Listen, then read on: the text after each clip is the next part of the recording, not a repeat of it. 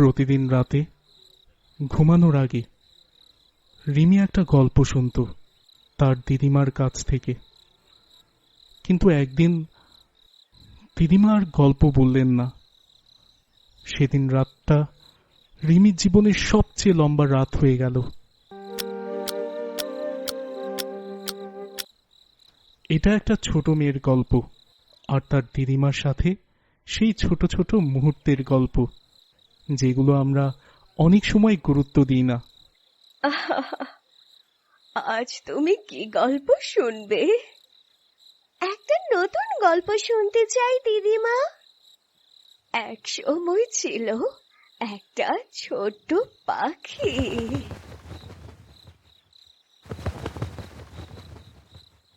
প্রতিদিন একই সময় একই জায়গায় একটা গল্প, একটা হাসি। দিদিমা, তুমি এইসব গল্প কোথা থেকে পাও আমাকে শোনানোর জন্য? আমার ছোটবেলার গল্প এগুলো রে, আর তোমার জন্য বানানো গল্প আমার। তুমি কখনো গল্প বলা বন্ধ করবে না তো দিদিমা? না রে। কিন্তু সময় সব সময় একরকম থাকে না। দিদিমা, আজ গল্প বলবে না? আজ একটু ক্লান্ত লাগছে। সেদিন প্রথমবার রিমি গল্প ছাড়া ঘুমাতে গেল।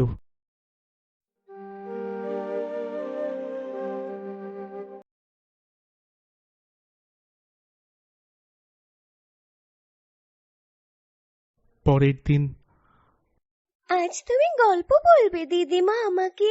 কাল বলবো রে। তারপর একদিন দিদিমা আর ডাকলেন না।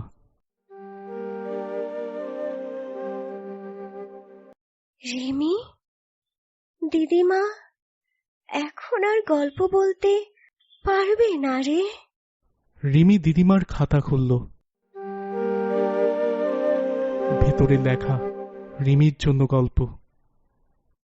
দিদিমা, তুমি তো বলেছিলে তুমি গল্প বলা থামাবে না।